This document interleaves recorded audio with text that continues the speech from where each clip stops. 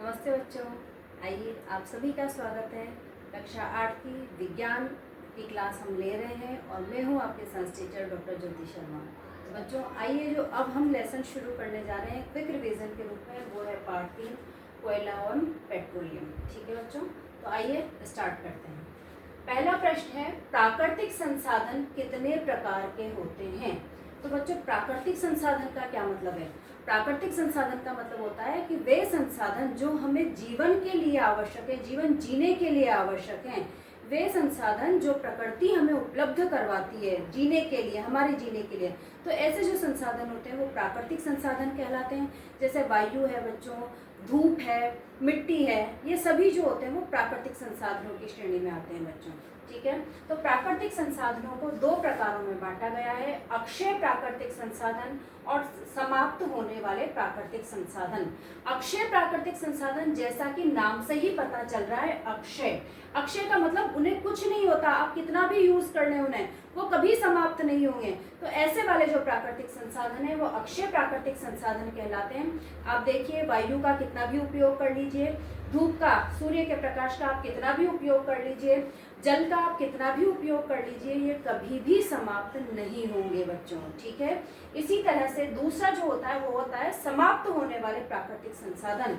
तो कोयला, petrol, diesel, प्राकृतिक गैस, वन और वन्य जीव जो होते हैं वो समाप्त होने वाले प्राकृतिक संसाधन है बच्चों। यदि हम इनका जो उपयोग है बिना सोचे समझे करते गए, तीव्र गति से करते गए, तो ये जल्द ही समाप्त हो जाएंगे और इनको बनने में बच्चों लाखों वर्ष लग जाते हैं। तो लाखों वर्ष तो किसने देखे हैं, हम तो 100 साल भी जीवित नहीं रहते आजकल। तो इस वजह से इन्हें समाप्त होने वाले प्राकृतिक संसाधन कहते हैं और इसीलिए इनका उपयोग बहुत सावधानी पूर्वक हमें करना चाहिए बच्चों। ठीक है, अगला जो प्रश्न आता है वो है कार्बनीकरण किसे कहते हैं? तो मृत वनस्पति के धीमे प्रक्रम द्वारा कोयले में परिवर्तित होने की जो क्रिया है बच्चों, वो क्या कहलाती है? कार्बनीकरण कहलाती है।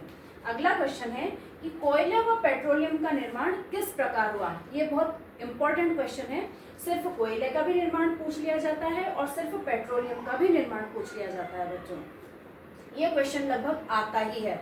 तो कोयले का निर्माण, तो पृथ्वी पर जब बच्चों प्राकृतिक घटनाएं हुई, भूकंप आए, पृथ्वी हिली और भी बहुत सारी कई प्राकृतिक घटनाएं हुई, तो उन प्राकृतिक घटनाओं के कारण, पहले तो वन ही वन थे हमारे यहाँ पर, तो उन प्राकृतिक घटनाओं के अंदर के कारण जो वन के वन थे, पूरे के पूरे जो वन थे वो मिट्टी में दब गए बच्चों। और ऊपर से मिट्टी जो है वो नीचे दबाती रही उन्हें और ताप नीचे से पृथ्वी के अंदर का जो ताप है, हम सतह पर रहते हैं बच्चों, तो जो पृथ्वी के केंद्र का जो ताप है वो आज भी बहुत ज़्यादा है, लाखों डिग्री उसका तापमान है।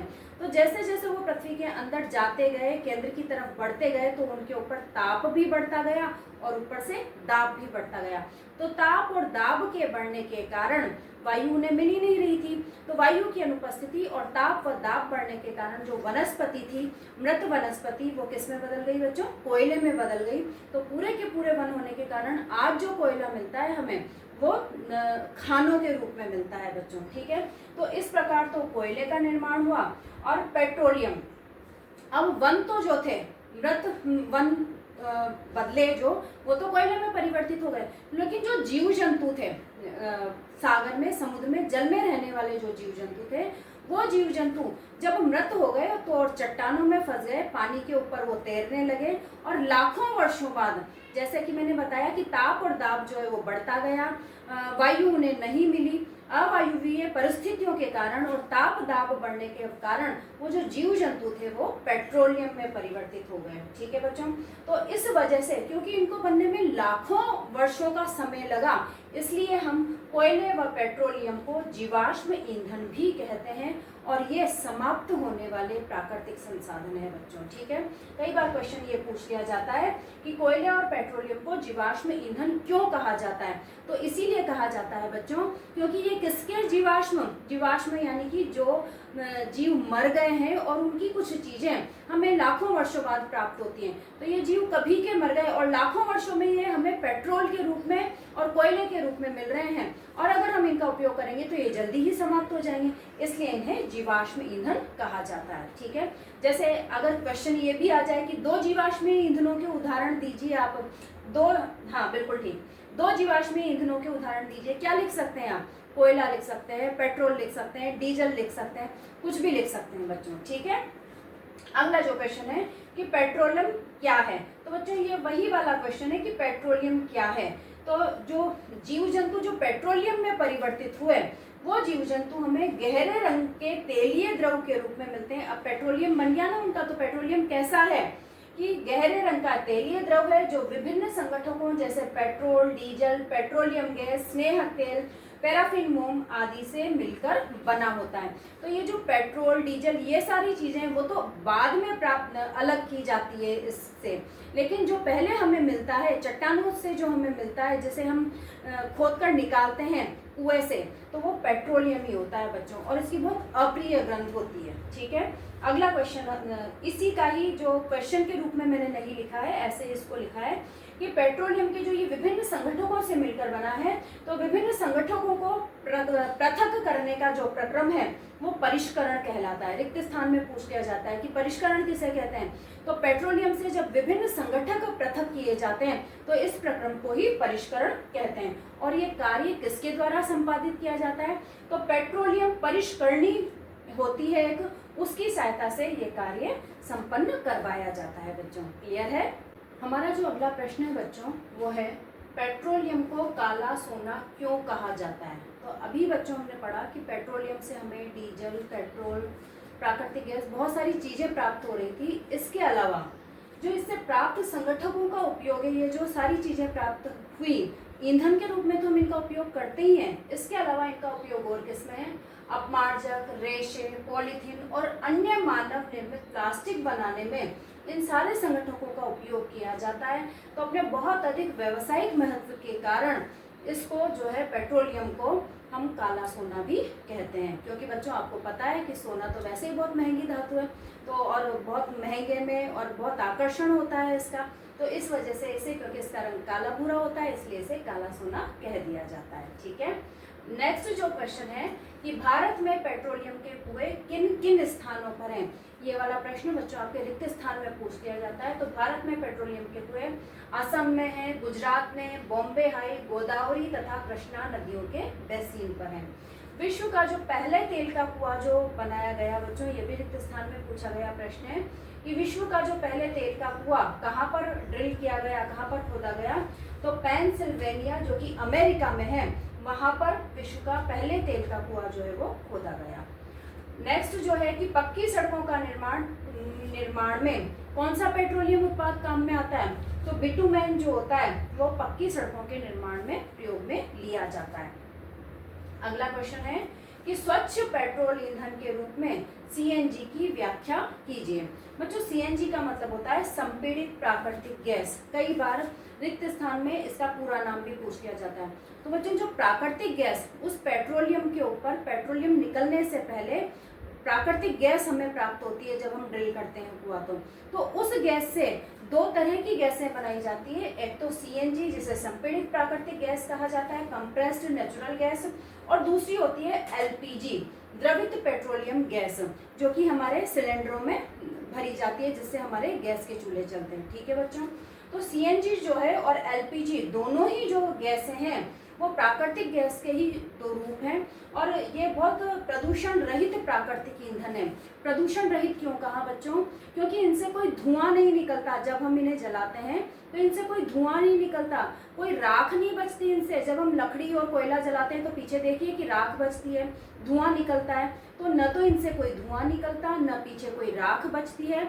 और इनका जो कैलोरी मान होता है, यानी कि 1 किलो इनकी जो मात्रा है उनको जलाने से हमें कोयले की तुलना में ज़्यादा ऊर्जा प्राप्त होती है, तो इनका जो कैलोरी मान है वो भी बहुत ज़्यादा है। दूसरी बात है कि घरों और कारखानों में इनकी जो आपूर्ति है वो पाइपों द्वारा की जा सकती है, बहुत सिंपल है, और इसे सीधे जलाया जा सकता है, यानी किसी विशेष उपकरण की आवश्यकता इनको जलाने के लिए नहीं होती।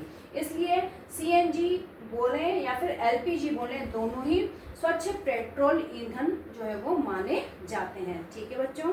अगला क्वेश्चन है कि पेट्रोल डीजल बचाने के लिए आप अपनी तरफ से क्या कदम उठाएंगे। तो बताइए बच्चों, क्या कदम उठाएंगे आप पेट्रोल डीजल को बचाने के लिए। तो भाई अगर हम पास में जा रहे हैं तो हम गाड़ी लेकर नहीं जाएंगे, हमारी हेल्थ भी तो ज़रूरी है, थोड़ा बहुत हमें पैदल भी तो चलना चाहिए।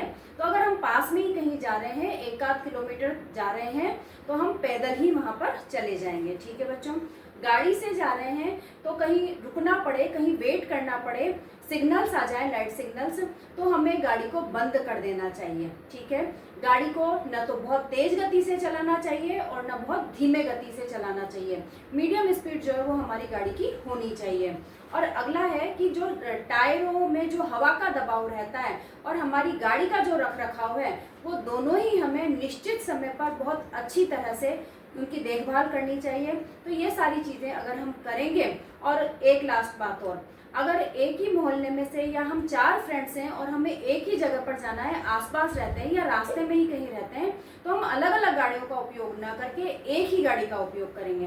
तो ये सारी चीज़ें अगर हम करते हैं तो हम निश्चित रूप से बच्चों पेट्रोल और डीजल को जो है वो बचा सकते हैं। अब है PCRA का पूरा नाम बताइए। तो भारत में बच्चों जो पेट्रोलियम बचाने वाला या पेट्रोलियम को बचाने के लिए सलाह देने वाला जो संघ है, उसका नाम है PCRA और इसका फुल फॉर्म है पेट्रोलियम संरक्षण अनुसंधान संघ। और इसने भी अभी जो मैंने ऊपर कहा वही सारी चीज़ें इसने अपनी सलाह के रूप में दी है कि भाई रख रखाव सही रखें, हवा जो है टायरों में उसका सही करें, वेट करना हो तो गाड़ी को बंद कर दें। ये जो सारी 3-4 सलाहें हैं वही इस PCRA ने सलाह दी है आपको डीजल और पेट्रोल बचाने के लिए। ठीक है बच्चों, तो कई बार इस तरह का क्वेश्चन ना पूछ के ये पूछा जाता है कि PCRA ने पेट्रोल और डीजल बचाने के लिए क्या सलाह दी है, तो वहाँ पर भी हम यही सारी सलाहें लिख देंगे। ठीक है, फिर है उद्योगों में कोयले के प्रक्रमण द्वारा कौन कौन से उपयोगी पदार्थ प्राप्त किए जाते हैं। तो बच्चों जब कोयले को जलाया जाता है उद्योगों में बड़ी मात्रा में, तो हमें वहाँ पर कोक, कोलतार व कोयला गैस, ये तीनों जो उत्पाद हैं वो प्राप्त होते हैं और इनका उपयोग अलग अलग ढंग से किया जाता है। ठीक है, और लास्ट LPG जो मैं आपको पहले बता चुकी हूँ, ये प्राकृतिक गैस का ही लिक्विड फॉर्म है और इसे बोला जाता है द्रवित पेट्रोलियम गैस, जो कि हमारे घरों में इसका उपयोग सिलेंडरों के रूप में किया जाता है। जैसे ही ये सिलेंडर से बाहर आती है दबाव कम हो जाता है, वैसे ही ये वापस से गैस में बदल जाती है। पाइपों द्वारा होती हुई ये गैस हमारे चूल्हे तक आती है, गैस चूल्हे तक, और हम इसे जला पाते हैं बिना किसी विशेष उपकरण के। ठीक है बच्चों, तो ये सारे क्वेश्चंस जिसमें रिक्त स्थान, लघुत्रात्मक और निबंधात्मक सारे ही क्वेश्चन सम्मिलित थे, सारे क्वेश्चंस मैंने कवर करने का प्रयास किया है। आप इन्हें समझिए, करिए। अगर कुछ समझ में नहीं आता है तो कमेंट बॉक्स में लिख दीजिए, और यदि सब कुछ समझ में आ रहा है तो बच्चों सब्सक्राइब करना तो बनता है। आगे से आगे सब्सक्राइबर्स की चेन बनाते जाइए और हम आगे अपने पाठों को ले जाते जाएंगे, और जल्दी ही हमारा जो ये सिलेबस का क्विक रिवीजन हो रहा है वो पूरा हो जाएगा। ठीक है बच्चों, चलती हूँ, धन्यवाद।